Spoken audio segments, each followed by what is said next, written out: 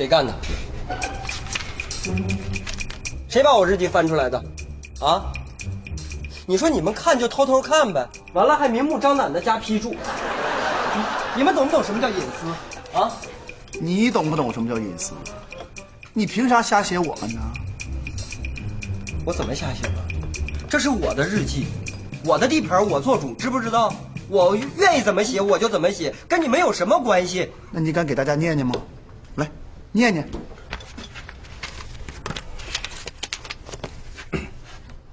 8月5日，多云。今天骆小西非要出去找狗，谁劝都不听，简直蛮横。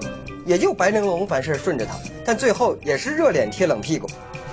你这还不叫乱写，叫什么？乱写，你们家的这才叫乱写。批注：胡说八道。骆小西小姐从来都和蔼可亲，谁说不是谁瞎。批注2：楼上说的对。批注3：2楼闭嘴。这说的完全正确呀。还有你。8月6日，晴。谁跟唐欢睡一屋，谁倒大霉。昨晚他先打呼噜，再梦游，办了半宿的演唱会，然后又以为自己个儿是自己个儿的保镖，把我给扔出去，完全是诽谤。诽谤。批注：唐欢体现了专业艺人的素质，睡梦中仍然不忘演艺事业，我服了。我那是半夜练嗓子的，别误会啊。啊，对，你练嗓子就那2声，呼，哈，呼，哈，就这2声。张金亚，还有你。8月7日，晴。张金亚觉得吃罐头不够极限，打算吃皮带，结果卡嗓子了，幸好被杜婀娜抢救过来了。行，你记住啊，你欠我一条命呢。好嘞，婀娜。批注：主要怪皮带是人造革的，真皮的就不会卡。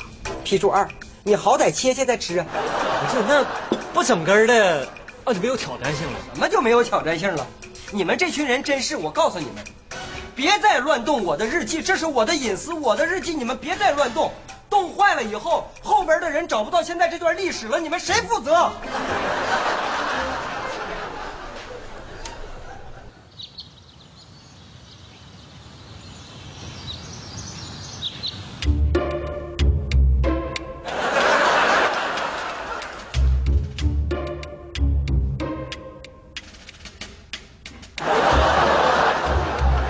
你困的，赶紧躺下好好睡吧。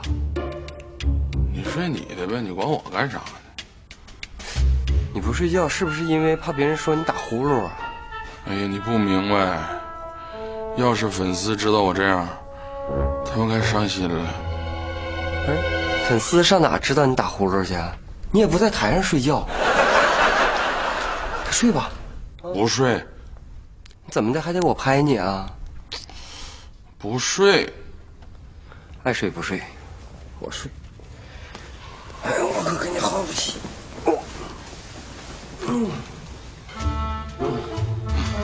下去溜达溜达。哎呀，今天我咋这么精神？